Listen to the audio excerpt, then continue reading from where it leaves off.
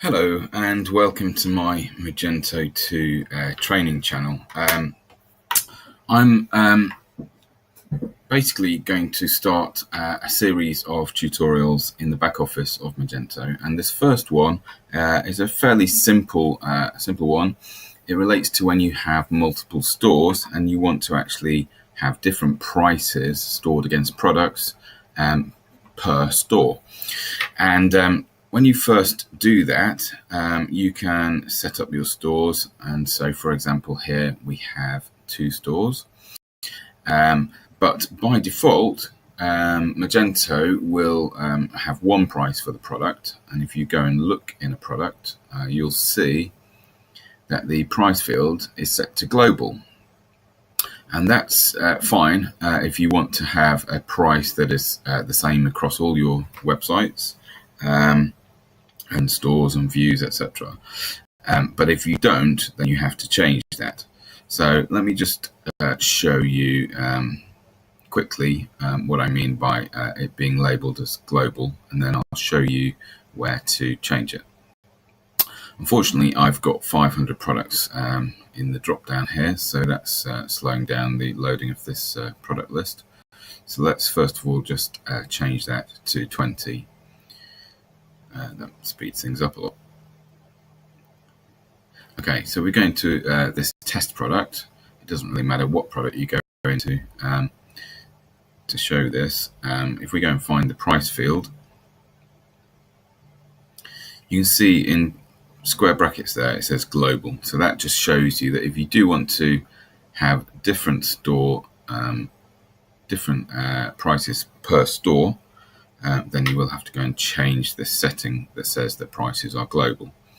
So, I mean, for example, in this one, with the product is only in one of the stores. So first of all, you have to make sure that your product is in all of the stores that you want to actually display it in. And then once you've done that, you can change the scope on that product, and you'll be able to set 2 different prices. But you can't at the moment. So let's go into the settings. So basically we go into stores, configuration, and then we go into the catalog section.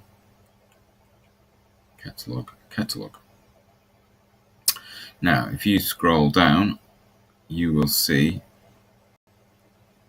a price section here, and you can see that the catalog price scope is set to global.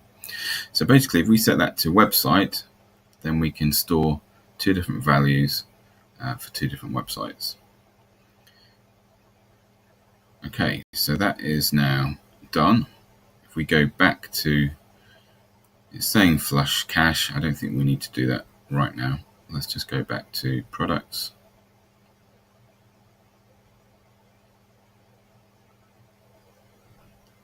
And we'll go back into our test product.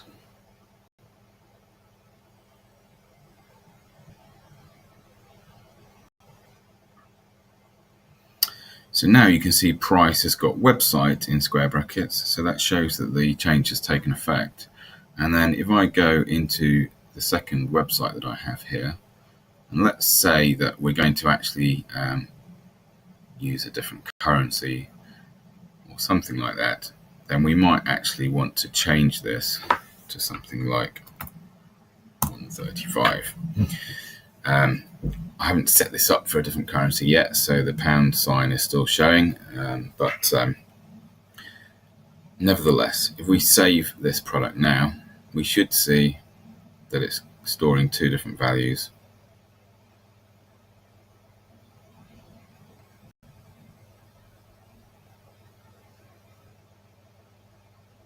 So 135 in the crosses and medals, and then FA Dumont. If we go to the store view for that, it should still be set to 1, which is the default value.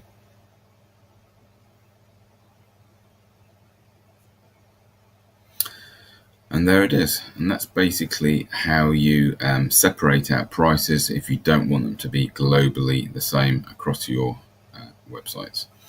Okay, if you've got any questions or comments, please fill them in below, and I'll do my best to respond. Okay, till next time, bye.